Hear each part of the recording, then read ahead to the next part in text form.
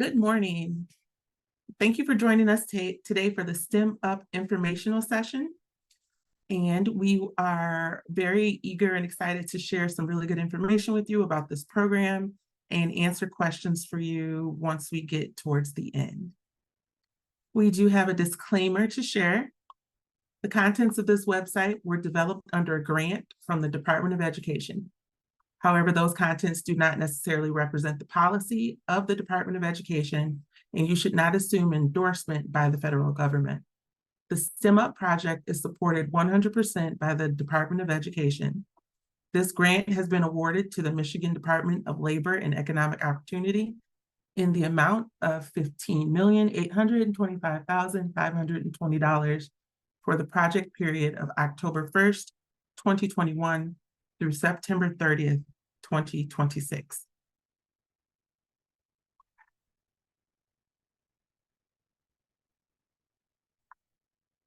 For informational purposes, this session today will be recorded.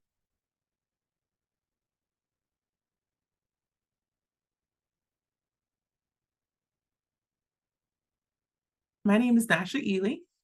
I am a woman with brownish blondish hair, braided and over to the left. I have a black and white top on with brownish glasses.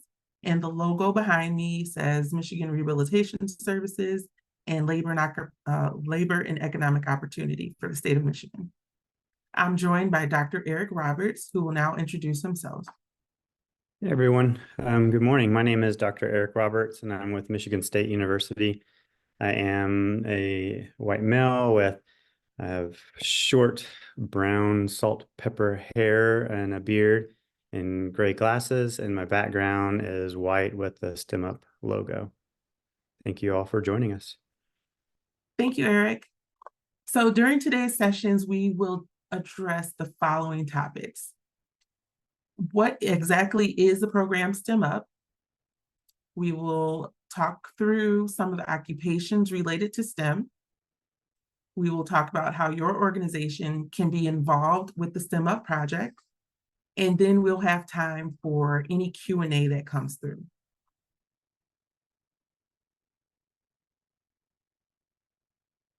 Housekeeping.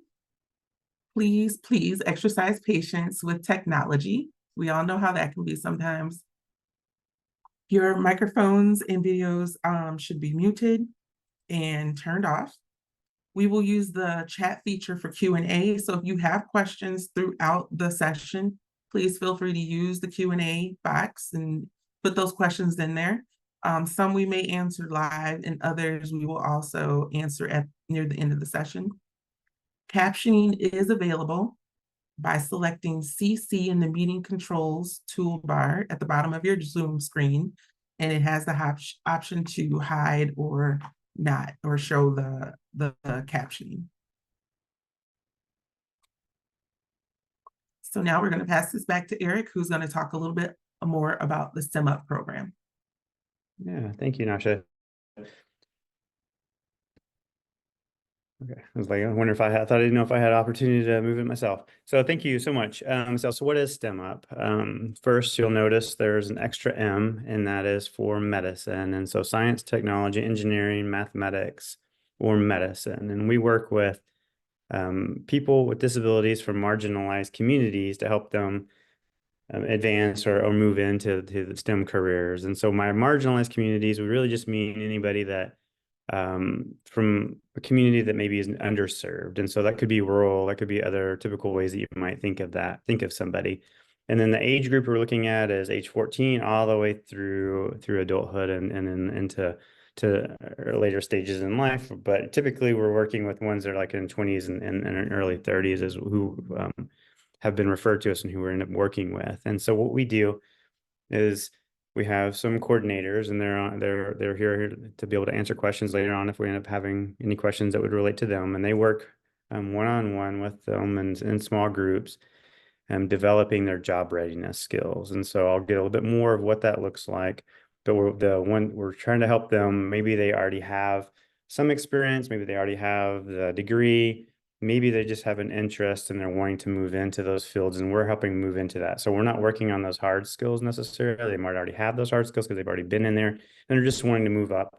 Or maybe they have an interest and they want to move in. And so we help them develop those skills so they can move into a STEM field and then start developing those hard skills. Can you move to the next slide, please? And so what qualifies as STEM? And so we are receiving the funding from federal funding. And so we do need to be somewhat specific on what that looks like for our job seekers. So we're looking at entry-level jobs, and then we need to have some sort of clear connection of what that would look like. Like if somebody from the outside is looking in, is this truly a STEM profession? And so we know that oftentimes maybe their job title doesn't say, yes, this has a clear connection, but we can still say, like, if it's in a hospital, that's not a clear connection, but maybe it's within a lab within the hospital and they don't have a lab technician label, but really what they're doing is they're working within a lab to help prepare the equipment, get that ready for the lab workers within that setting. And so, yes, there's a clear connection to STEM, and that clearly could have some sort of movement within that career to develop into more of a STEM field. And so the entry level, or otherwise where you know that it's clearly, yes, this is an engineering job. We're hiring an engineer. Well, obviously that's going to fit in as well. And so we have this link here, and this helps us, and maybe might not help you as well, this ONET online. And if you go and visit, you can then put STEM careers, and they'll give you a really long list of all the careers that are considered to be STEM within that. And so it helps us because we can go in and we can think of, there's professions that we wouldn't even think of even that exist, or that, hey, that's actually is a STEM field. And so that's another guide that we also use whenever we think of what is a STEM profession. And so, so we're looking at groups that are wanting to move into these fields or move up in those fields within the STEM group. And then how do we do it? Next. Nasha. Thank you. Yeah, so obviously we're with Michigan State University, so we wanted everything that's research backed and making sure that we know what we're doing has evidence base behind it. And so we are working on those soft skills, but we're doing it in a very specific way. We're looking at using something that we call social cognitive career theory, or SCCT, to help do that. And so maybe we're working on those social skills, maybe we're working on the communication skills, maybe we're working on just the typical, basic just career explorations or getting your resume ready, those sort of things, but also with that idea of, we know that if you have the belief that you can do it, you're more likely to succeed once you get there. And so we're working really on that belief. And then when you have that belief, what skills do you need to make that belief come to a reality, come into fruition? And so really making sure that we're really focusing on those skills that are not only get them into that job, but once they get into that job, then they can be successful. That is the idea of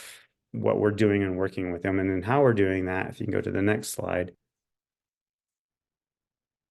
is we have some online modules. And so I mentioned earlier, we have the career pathway coordinators. We call them CPCs, but I'll just say coordinators here because I think it'll be a little bit easier to remember.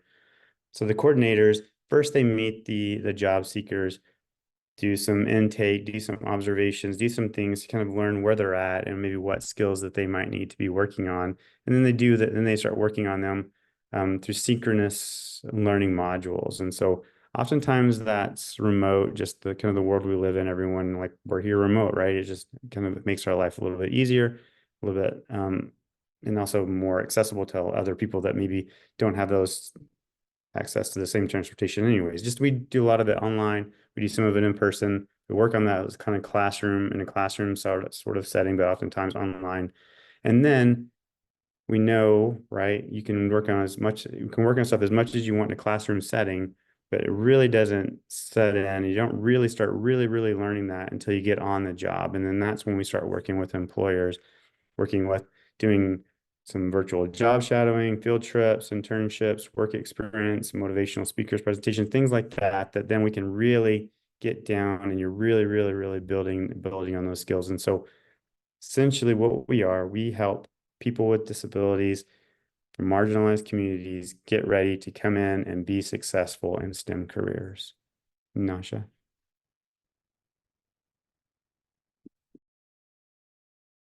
Sorry, I forgot one slide. So where are we? So we currently we are not all over the state. We are in these areas you see that color coded. We're in Lansing, Northern, Eastern, Wayne, Detroit, Oakland, and those areas. And that's where our job seekers are. That's where our career pathway coordinators are located. And so this is where they're working on them. This is where they currently live. As far as an employer, that's they can work anywhere. That's not the important part. The important part is where they are currently. And then with this slide is showing where the job seekers are located. And then once they get that job, they might want to move, they might want to relocate, those sort of things. So yes, this is where we are. Thank you, Nasha.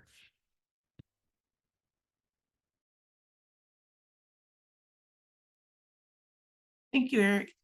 So you might be interested in knowing that when it comes to this collaboration and partnership, vocational rehabilitation is a part of it. Some of it has to do with funding, and other part is because as the state agency that serves individuals with disability employment needs, Michigan Rehabilitation is the general agency.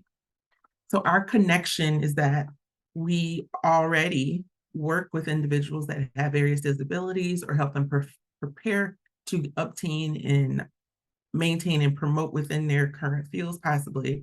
So it's a really good partnership to have because we're already doing the work, and now we're just trying to do a bigger exposure to STEM fields.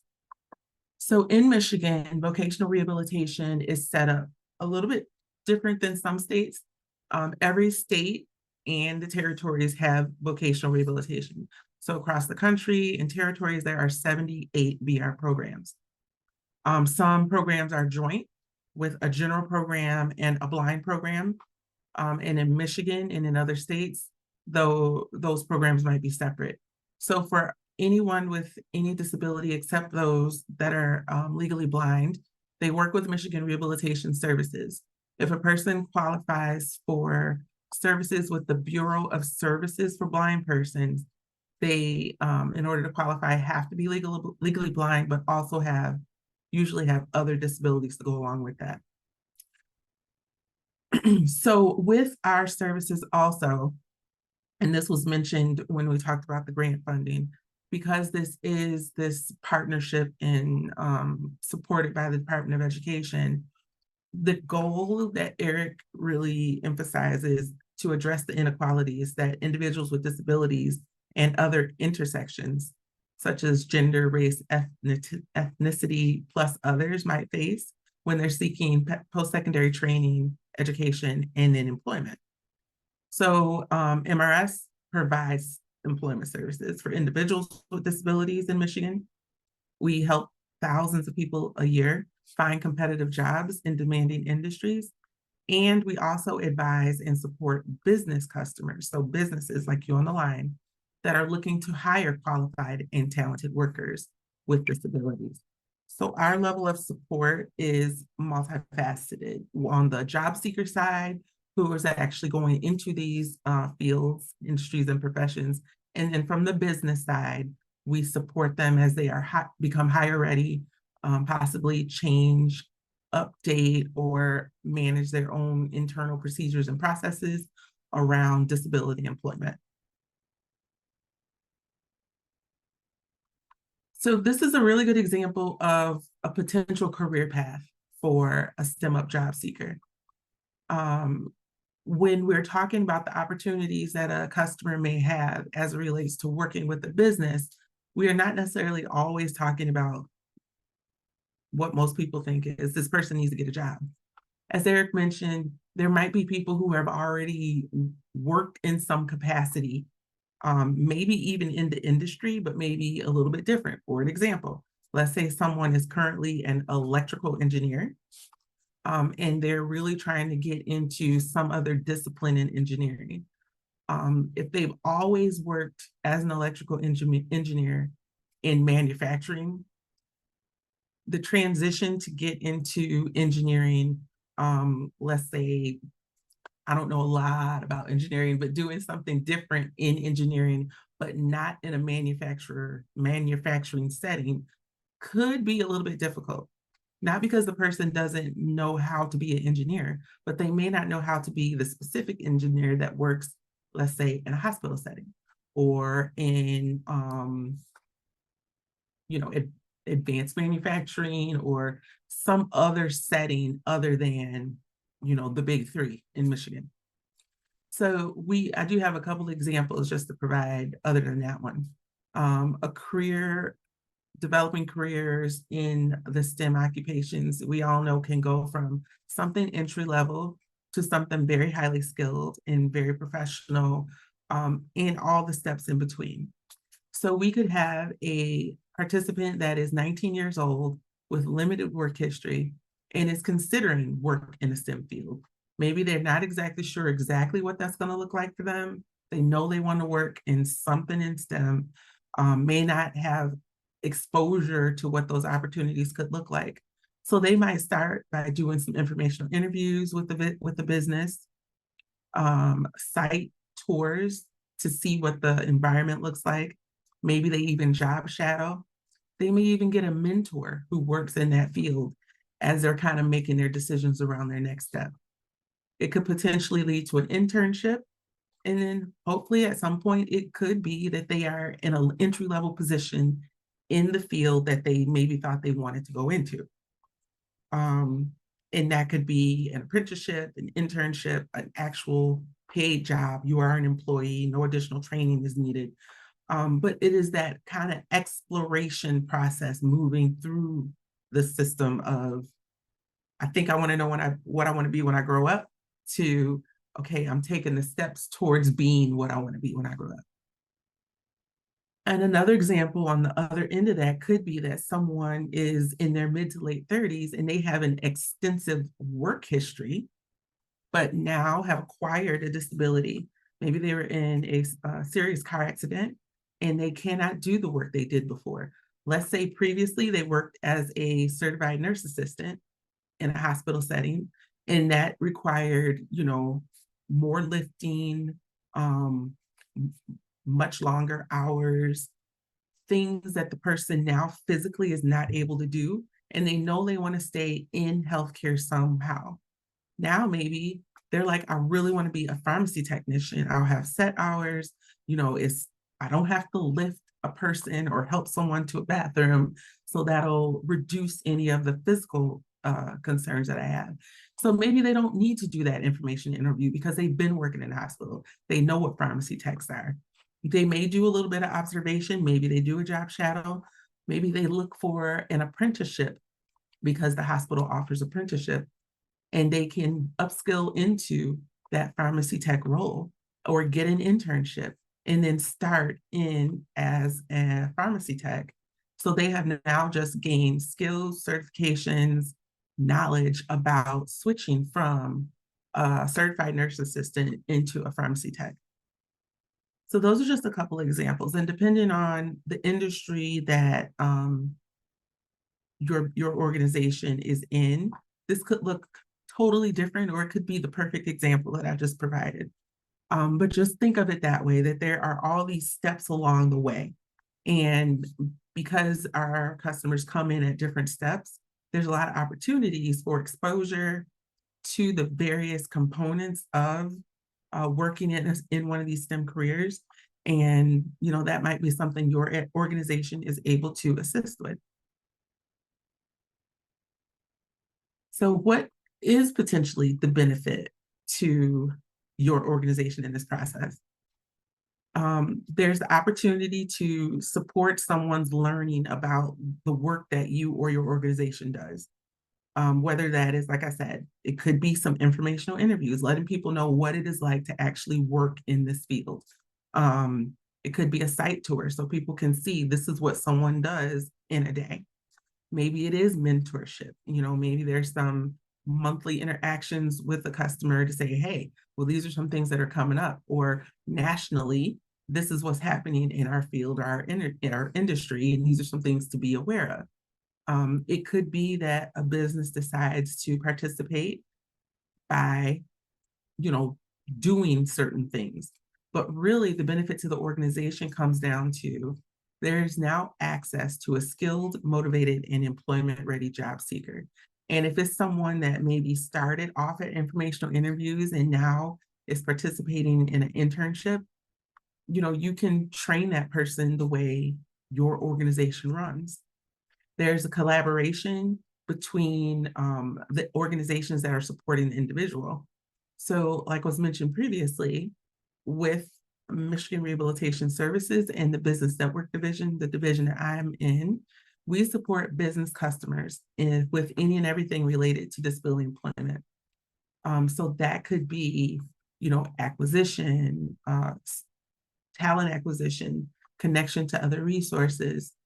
It can be ADA support, so consultation around disability employment, evaluations, not only for anyone possibly coming through this route or the STEM-Up program, but what if you have existing employees who are interested in upskilling and there's opportunities for them to upskill, and they may identify as an individual with a disability.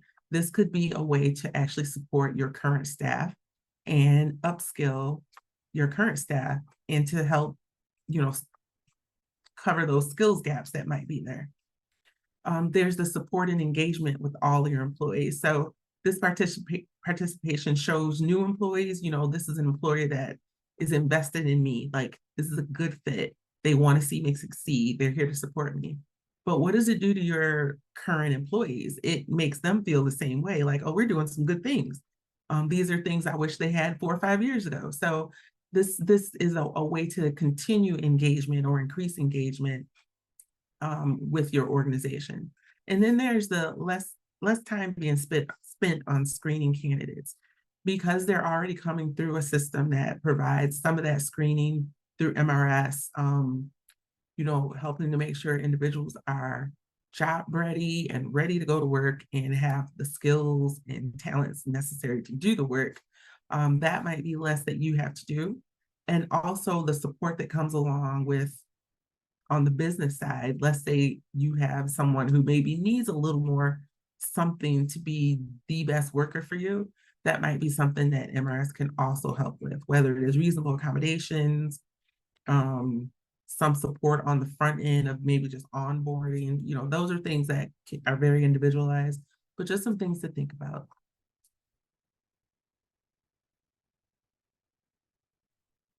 We've both mentioned this along the way while we've been talking about what STEM-Up is and what it could look like for you. But how do you get involved? How does your organization become part of, increasing the talent, skills, the incomes of Michiganders by introducing them to STEM fields? There's definitely those worksite or facility tours. Sometimes going on a facility tour for some people can be the oh my gosh, I really want to work here, or the oh no, I absolutely cannot because of whatever reason. So those facility tours are really, really important. They really help a person see themselves or not see themselves in a work environment. And maybe that's something your business can do. Those informational interviews is really the beginning of could potentially be the beginning of a mentorship. But just talking to someone, finding out, why are they interested in this field? What things have they heard about it? And then that customer asking an employee, why did you go into this work? What does your work day look like? What are some things you love about your job? What are some things that maybe are a little more challenging? And these are all helping to inform that potential customer interested in STEM on some of the things to look at and consider when looking into the fields. Job shadowing is a more extended on-site visit. It could be, for a few hours, half a day, a full day. And it is really a way to see the business in action. It could be from going from different types of the work that are done and maybe shadowing different people at different in different positions, or it could be staying with one person who's kind of doing the whole show around the building about what we do, why it's needed, why it's important. Again, to expose someone to what that looks like. An internship is what an internship is. So it is really, really helpful to have internships. The internships we would do would not be attached necessarily to an educational system, but it would be something that was an agreement between MRS and the business. And we do them regularly. But again, another way of exposure and that hands-on approach to actually doing the work.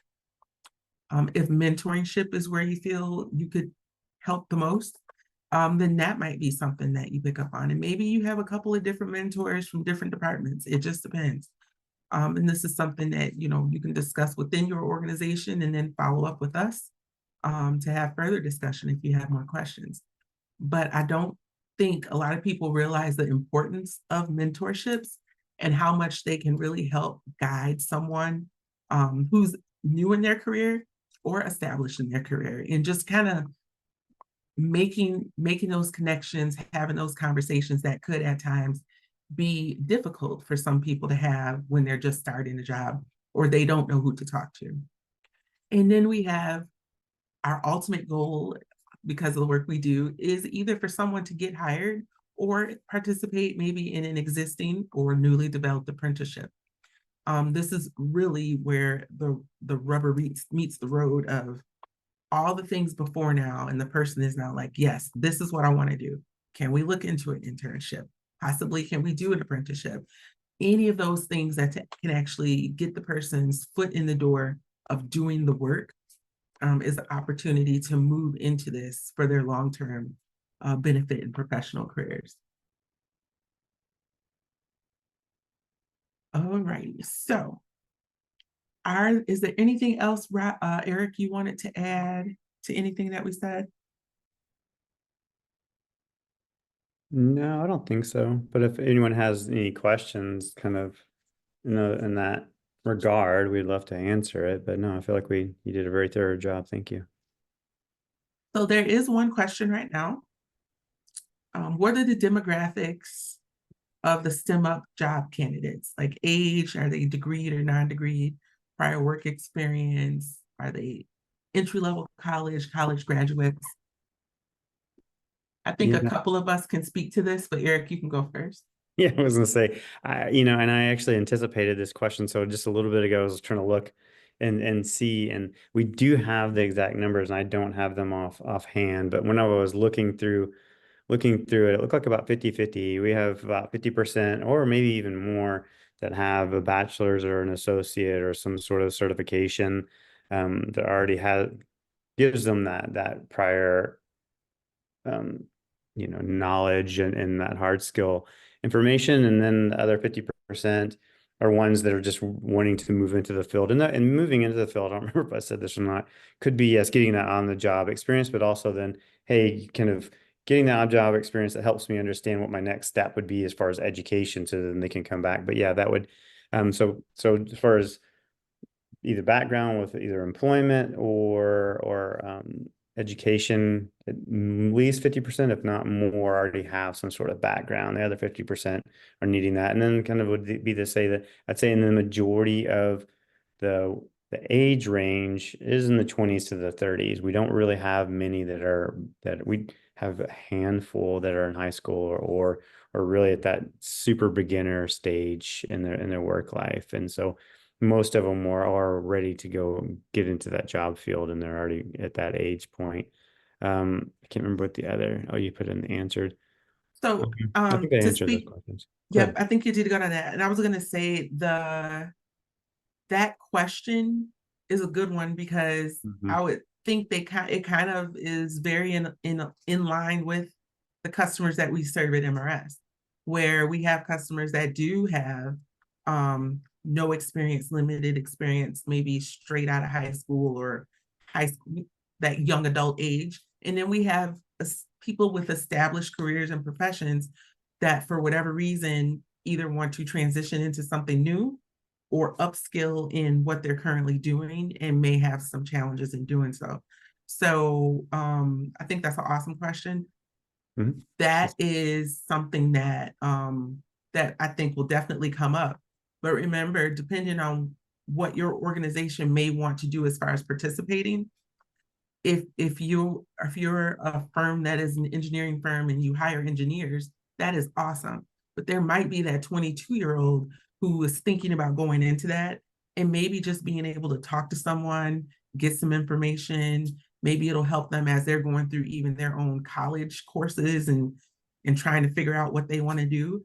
But yeah, the age is pretty consistent, but those other things really do depend.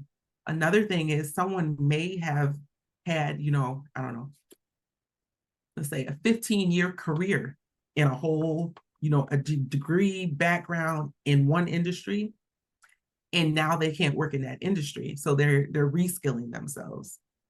And maybe their degree aligns with this new skill, and maybe a certification will get them the new skill.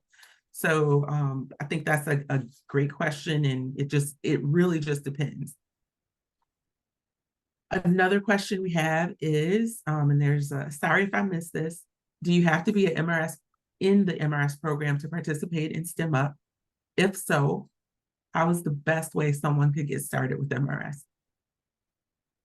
So to participate in STEM-Up, you should be an MRS customer. And in order to open a case, you could contact the local office, or I'm just going to put it out there. Our contact information will be provided at the latter part of this training. And if you have questions, you can at least start there, and we can connect you to the appropriate office that you should be working with.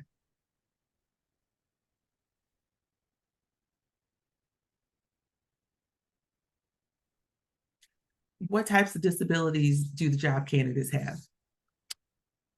Again, this depends. So we work with customers that have a range of disabilities. It can be for MRS, any diagnosis disability that is causing a challenge or barrier to obtaining, maintaining, or promoting within your employment, except for those that are legally blind. So some examples, let someone say has a heart condition, congestive heart failure, atrial fibrillation. They may have severe diabetes that maybe is controlled, but there are some, neuropathy, maybe some kidney issues that are impacting their bodily function issues.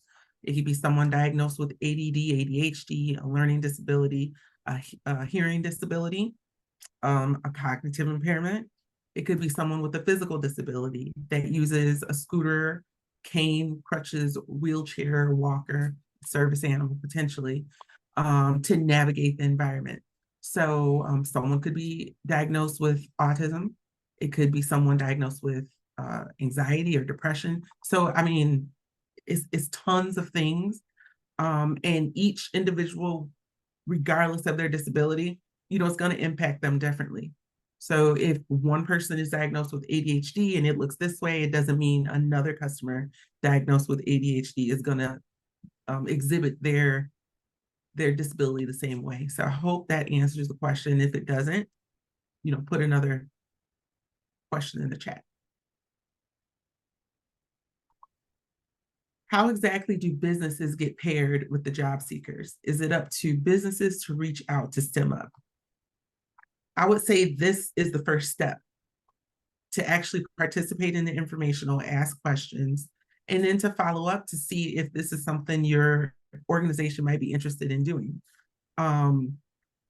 So in a nutshell, we can reach out, but the fact that you're already here means you may have an interest. This is the first step. There will be some follow-up information that goes out to everyone who registered for this. And if it's something like, hey, I think this is something I want to participate in, you can definitely reach out to us. If you are working with other businesses, network within your own, business life, and share the information with other people and other people in business that may benefit from this type of support and services too. And then Eric, if you want to add anything to this.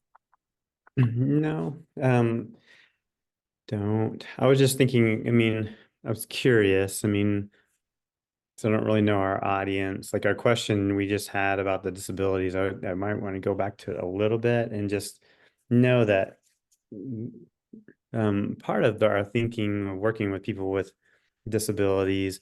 And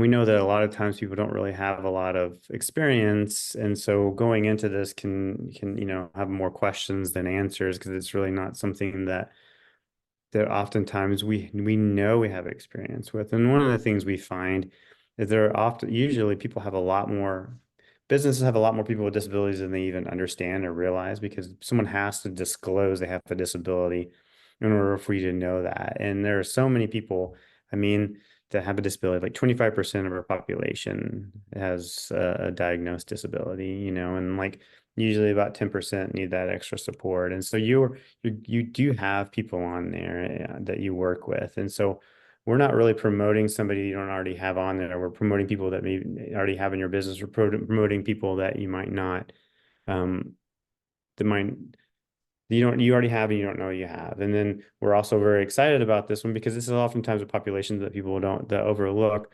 But once they actually have them on board, I mean, we're researchers, right? And one of the things that research tells us is that businesses benefit in many, many, many ways, in ways that oftentimes are unexpected. I mean, it changes the culture in lots of different ways of giving new perspectives. It changes the culture just in that it kind of brings a bit more of an openness whenever you have somebody that's asking for accommodations, getting those accommodations. We find that those accommodations support people that don't have a disability, or people that have unidentified disability, or have not disclosed their own disabilities. And so, and then also whenever we have worked with somebody that maybe we have come to us that have a disability, then sorry, I was trying to read the question and I got distracted myself.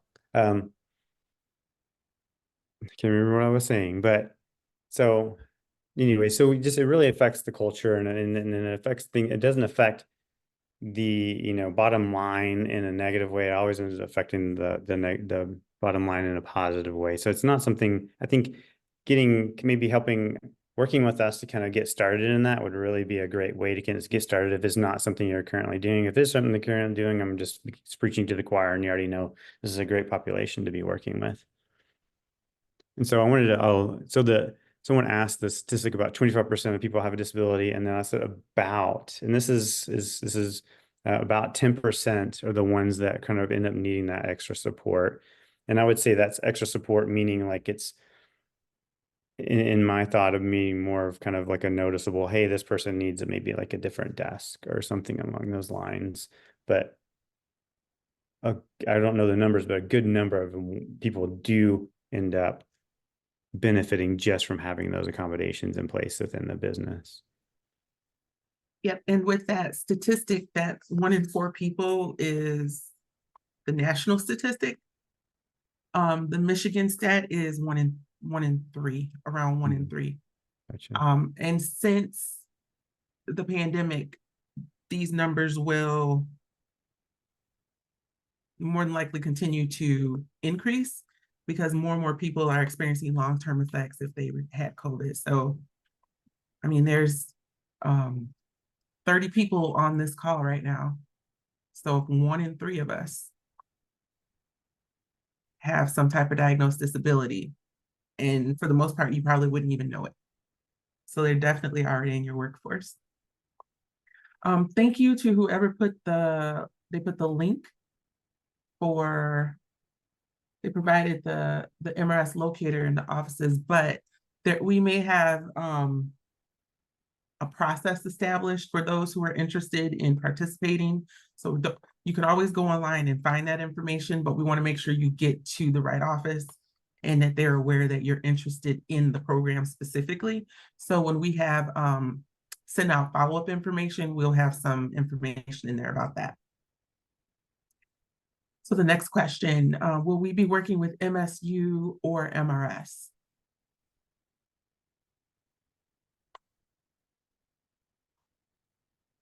Eric, you want to take it? Yeah. Yes.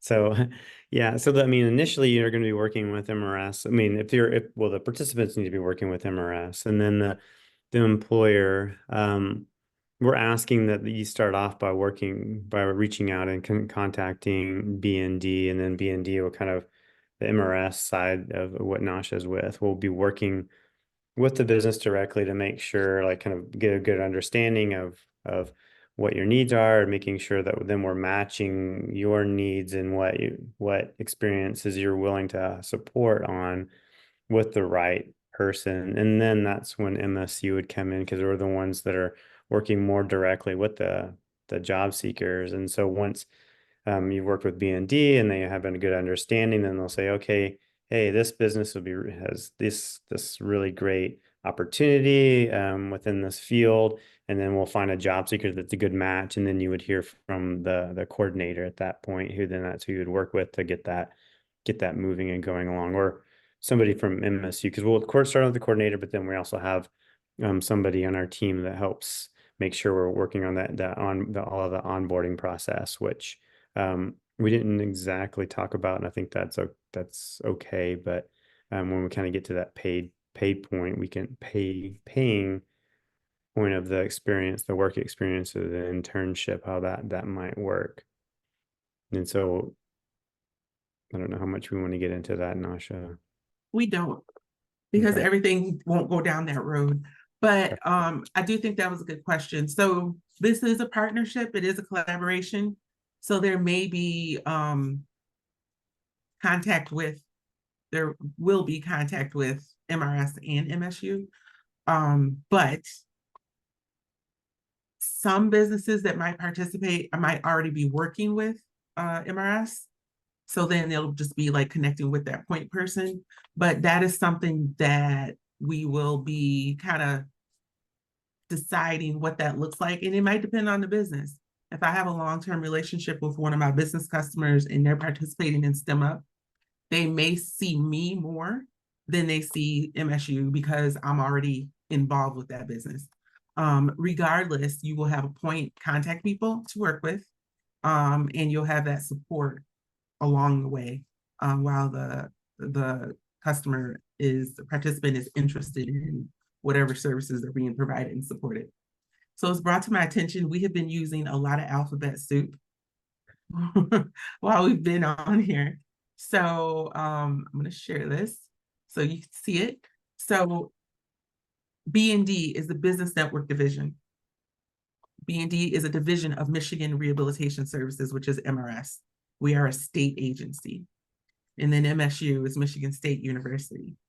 I hope that may have helped. If anyone had questions about the language and the terms we were throwing around, we will do better when we do our next session to make sure we explain that on the front end, and to say the whole word instead of the initials that we use so freely. So thank you for sharing that. Okay, are there any more questions that anyone might have?